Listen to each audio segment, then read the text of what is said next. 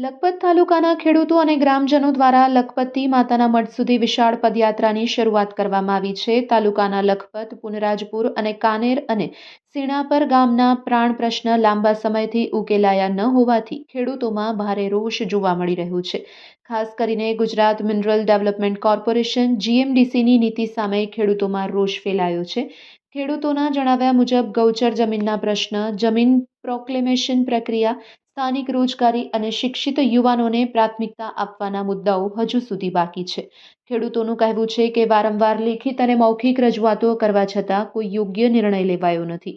અગાઉ સ્થાનિક મુદ્દાઓ હલ કર્યા પછી જ કામગીરી શરૂ કરવાની ખાતરી આપવામાં આવી હતી, પરંતુ હકીકતમાં કંપનીનું કામકાજ ચાલુ રહેતા ખેડૂતોમાં નિરાશા ફેલાઈ છે.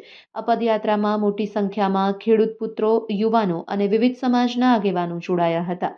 ખેડૂતો દ્વારા ચેતવણી આપવામાં આવી છે કે જો તાત્કાલિક યોગ્ય નિર્ણય લેવામાં નહીં આવે તો આંદોલન વધુ ઉગ્ર બનાવવામાં આવશે. Report by Adam Notiyar, Kutch care TV news, bureau chief, Lakhpat. મારું નામ સાવજરાજસિંહ સોઢા.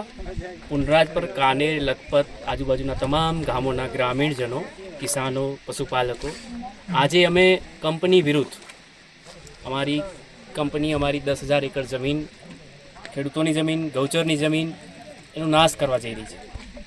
એના માટે અમે તમામ ગ્રામીણજનો સાથે મળી એક પદયાત્રા કરી છે. માતાજી પાસે જશું કે માતાજી એમને સદબુદ્ધિ આપે, લોકોને સદબુદ્ધિ આપે માતાજી, અને અમે પ્રાર્થના કરશું કે માતાજીને અમે આ રીતે પદયાત્રા કરીને ત્યાં જશું માતાજી પાસે.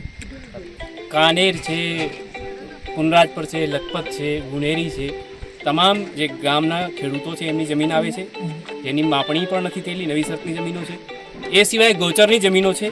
એ સિવાય જે ચરિયાણ ભૂમિ છે, એક સમય અહીંયા સેન્ચુરી હતી, સરકારે 95માં કાઢી નાખી સેન્ચુરી, અને એ પછી કંપનીઓને જમીનો ફાળવામાં આવે એટલા માટે જ સેન્ચુરી કાઢવામાં આવે.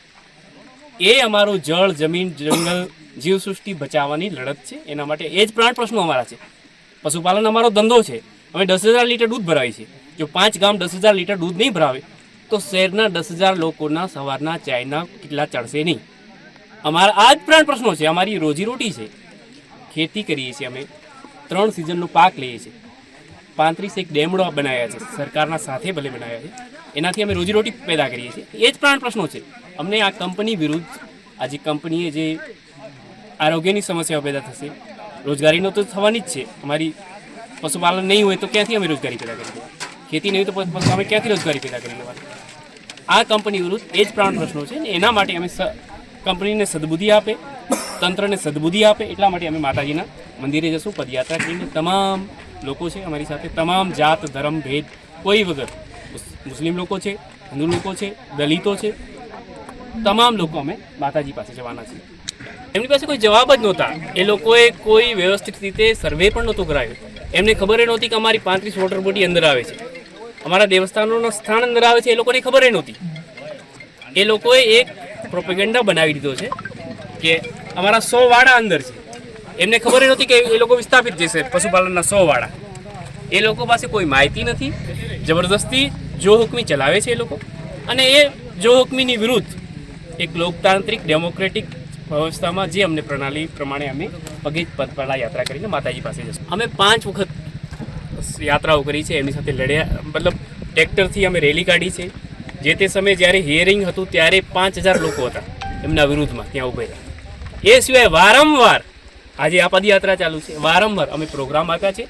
શાંતિથી, સંપૂર્ણ રીતે લોકશાહીની જે ઢબ પ્રમાણે જે એક નાગરિક તરીકે અમારે જે કરવાનું છે બધું કર્યું છે અમે, અને એ જ પ્રણાલી પ્રમાણે અમે આવતા વખતમાં પણ પ્રયાસ કરતા રહીશું.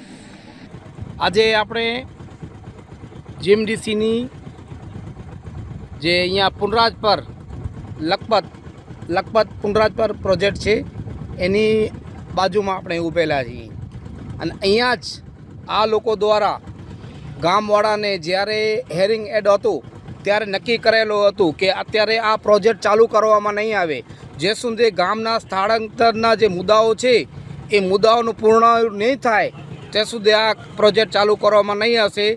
પણ વારંવાર આ પ્રોજેક્ટ ચાલુ થઈ ગયું અને અત્યારે તમે જોઈ શકો છો અમારી સામે અત્યારે બધું ઓફિસો બધું કમ્પ્લીટ ઓલરેડી ચાલુ થઈ ગઈ છે.